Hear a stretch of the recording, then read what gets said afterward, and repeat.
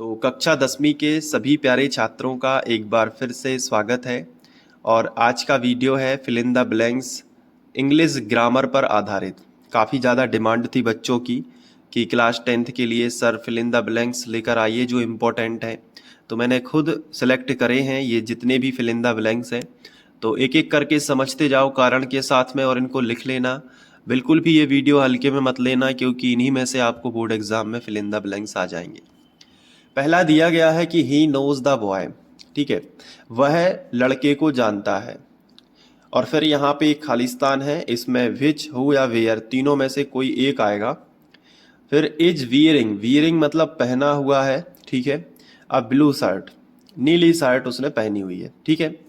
तो अगर हिंदी नहीं भी बनती है तो पहला शब्द आपको यहाँ पे देखना, ये जीवित है, बॉय एक सजीव है। अगर यहाँ पे लिखा होता था बैग, तो बैग क्या होता है, एक निर्जीव होता है। तो यहाँ पे अगर कोई नाउन है जो सजीव है तो हु का प्रयोग होता है।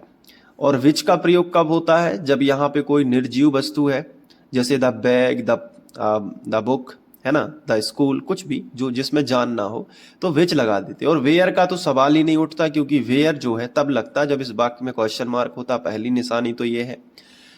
या फिर बीच में लगता है लेकिन स्थान दिए गए हों, यहाँ पे कहीं भी कोई स्थान का नाम नहीं है तो वेयर तो काट दो। अब विच और हु में से कौन जीतेगा, हु जीतेगा क्योंकि हु जो होता है ये सजीव के लिए होता है, तो द बॉय। तो मैं उस लड़के को जानता हूं, हु मतलब कि जो कि, इज वियरिंग यानी जिसने पहना हुआ है ब्लू शर्ट, ठीक है, तो हु लगा देना। नेक्स्ट है his brother is Khalistan RJ. तो आरजे को पढ़ने से क्या आता है, क्योंकि आर्टिकल है तो पढ़ने से ही लगा सकते हैं, आर और जे। तो आरजे में हिंदी का स्वर आ रहा है इसलिए एन का यूज होगा, तो आप यहाँ पे क्या लगा सकते हो, एन। तो his brother in RJ in local radio channel. तीसरा दिया गया है कि देयर इज नॉट खालिस्तान water in the pool. Negative sentence है तो सम, एनी और मैनी। मैनी का मतलब तो बहुवचन में होगा, तो फिर ये तो हो नहीं सकता क्योंकि वाटर है तो वाटर को काउंट नहीं कर सकते। लेकिन एक चीज जरूर है, सम और एनी। तो पहली बात याद रखना कि मैनी शब्द इसलिए हटा दिया कि मैनी का क्यों नहीं हो सकता, क्योंकि यहाँ पे वाटर है, वाटर को गिनती में गिन नहीं सकते, ठीक है। अब बात करते हैं सम या एनी में से क्या लगेगा। तो सम शब्द जब लगता, जब अफर्मेटिव सेंटेंस होता मतलब नॉट ना होता, तो सम लगा देना। लेकिन यहाँ पे नेगेटिव सेंटेंस है तो एनी शब्द आएगा। तो there is not any water in the pool. हमेशा याद रखना, अगर नेगेटिव सेंटेंस है और एनी ऑप्शन में है तो एनी ही चाप दो, बिल्कुल सीधी सी बात है। तो एनी शब्द आप लगा सकते हो। नेक्स्ट है खालिस्तान आई टेक यूर पेन। तो यहाँ पे पेन लिया गया है, टेक। अब यहाँ पे खाली जगह छोड़ी गई है तो क्या लगेगा, देखो यहाँ पे आज्ञा ली गई है पेन उठाने की या पेन लेने की, तो मे शब्द यूज होता है आज्ञा लेने के लिए। तो may I take your pen, जैसे आप क्लास में घुसते हो तो बोलते हो मे आई कम इन सर, तो आप आज्ञा लेते हो। वैसे ही मे आई टेक योर पेन, क्या मैं तुम्हारा पेन ले सकता हूँ, यहाँ पे क्वेश्चन मार्क होगा क्वेश्चन में। तो may I take your pen, तो ये आज्ञा ले ली गई है, ठीक है। वी खालिस्तान follow the traffic rule. We follow यानी कि हमें पालन करना चाहिए ट्रैफिक रूल यानी यातायात के नियमों का। तो चाहिए शब्द अपने आप ही मुंह से निकलता है, तो शुड यानी चाहिए, तो SHOULD शुड, ठीक है, लगा देना। इसके बाद छठवां दिया गया है कि आई हैवंट बॉट खालिस्तान मिल्क टुडे।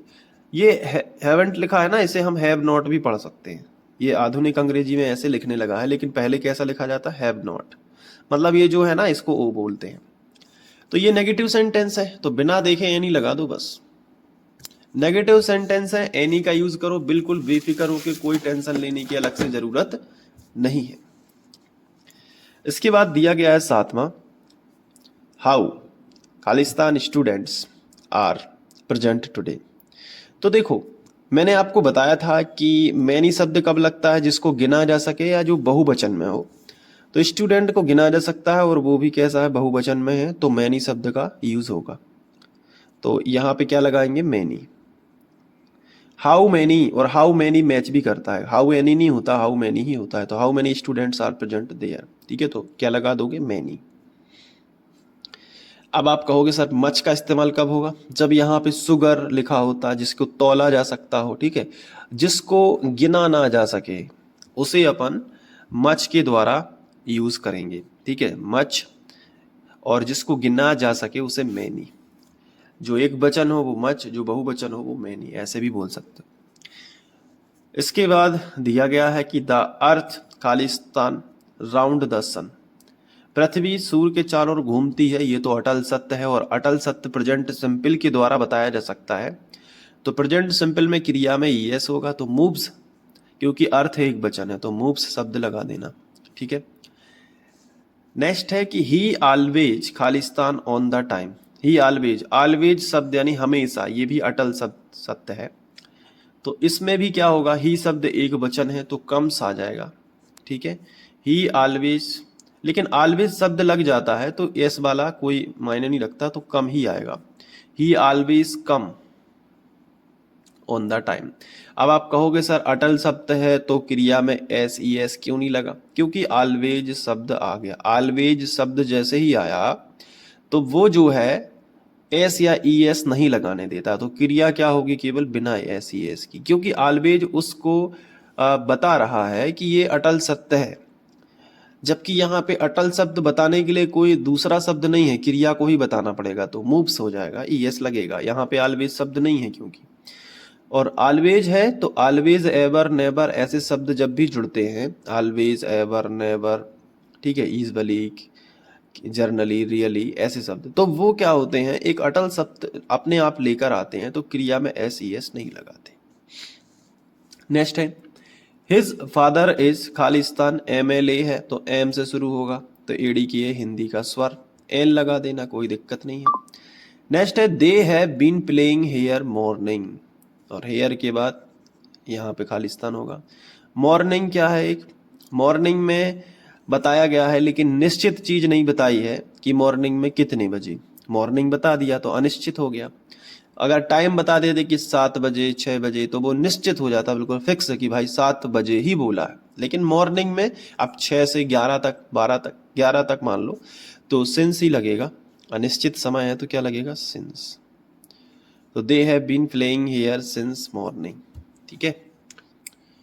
आखिरी दिया गया है कि वी वेंट टू कश्मीर खालिस्तान अप्रैल।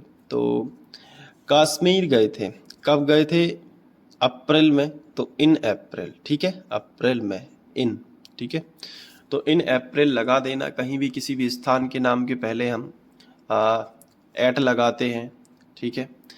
और ऑन जब कोई किसी चीज़ के ऊपर हो तो ऑन लगाते हैं, टच में हो लेकिन ऊपर हो, ठीक है। तो यहाँ पे क्या लगेगा, इन ही लगेगा कि वी वेंट, हम गए थे कश्मीर, इन यानी मैं अप्रैल में गए थे, ठीक है। तो ये हो गए कुछ इंपॉर्टेंट चीज़ें। मैंने आपको total 12 fill in the blanks बताए हैं और इनको समझाया है, तो अगर इस आधार पे कुछ और भी आता है तो उसको भी आप टिक कर पाओगे। और ऐसे ही इम्पोर्टेंट वीडियोस देखने के लिए आप यूट्यूब पे सीधा सर्च कर सकते हैं फ्री ऑनलाइन कोचिंग, जो कि चैनल का नाम है। तो आप वहाँ से परीक्षा के लिए काफ़ी हेल्पफुल वीडियो देख सकते हो, वो भी शॉर्ट लेंथ में, मतलब बहुत ही छोटे छोटे वीडियोस में काफ़ी कमाल की जानकारी आपको दी जाएगी। मिलते हैं नेक्स्ट वीडियो लेक्चर में, तब तक के लिए बाय, अपना ध्यान रखना, थैंक यू।